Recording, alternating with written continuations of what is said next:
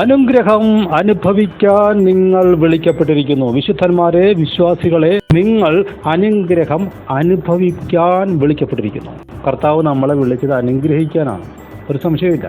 ഭൂമിയെ ഞാനുണ്ടാക്കി പാർപ്പിനായിട്ടാണ് ഞാൻ അതിനുണ്ടാക്കിയത്, നാശത്തിനായിട്ടല്ല. ഒരു ശവപ്പറമ്പാകാനല്ല ഭൂമി ഉണ്ടാക്കിയത്. നിങ്ങൾ വർദ്ധിച്ച് പെരുകാൻ, അനുഗ്രഹിക്കപ്പെടാൻ നിങ്ങൾക്ക് ഭൂമിയെ നൽകിയിരിക്കുന്നു ദൈവം മനുഷ്യന്.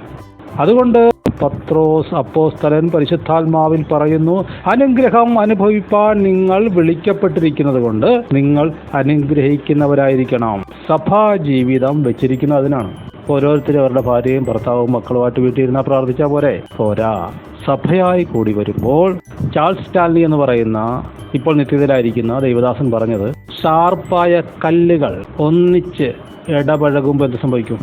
അത് തേഞ്ഞ് റൗണ്ടാകുന്ന പോലെ പലരായിരിക്കുന്ന, പല സ്വഭാവമുള്ള, അനുഗ്രഹിക്കാൻ മടിയുള്ള, അസൂയയുള്ള, അഹങ്കാരമുള്ള, കുറവുകളുള്ള എല്ലാ വിശുദ്ധന്മാരും ഒന്നിച്ചിടപഴകുമ്പോൾ ഷാർപ്പായ എഡ്ജൊക്കെ സ്മൂത്താകുന്നത് പോലെ സഭാജീവിതത്തിലൂടെ ഇതിന് സൗഖ്യം വരും.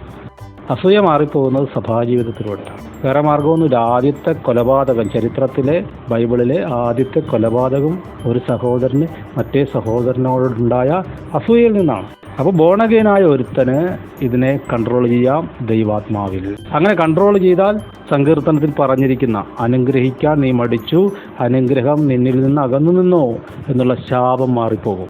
മറിച്ച് നമ്മൾ അനുഗ്രഹിക്കും. നമ്മുടെ കൂട്ടു സഹോദരങ്ങളെ നമ്മൾ അനുഗ്രഹിക്കും, സഹവിശ്വാസികളെ അനുഗ്രഹിക്കും, നാട്ടുകാരെ നമ്മൾ അനുഗ്രഹിക്കും, രാജ്യങ്ങളെ അനുഗ്രഹിക്കും. യുദ്ധങ്ങൾ കേൾക്കുമ്പോൾ, പ്രളയങ്ങൾ കേൾക്കുമ്പോൾ, നമ്മൾ ദുരന്തങ്ങളെക്കുറിച്ച് കേൾക്കുമ്പോൾ നമ്മൾ വേദനിക്കുകയും നമ്മൾ അവർക്ക് വേണ്ടി പ്രാർത്ഥിക്കുകയും അവരെ അനുഗ്രഹിച്ച് പ്രാർത്ഥിക്കുകയും ചെയ്യും.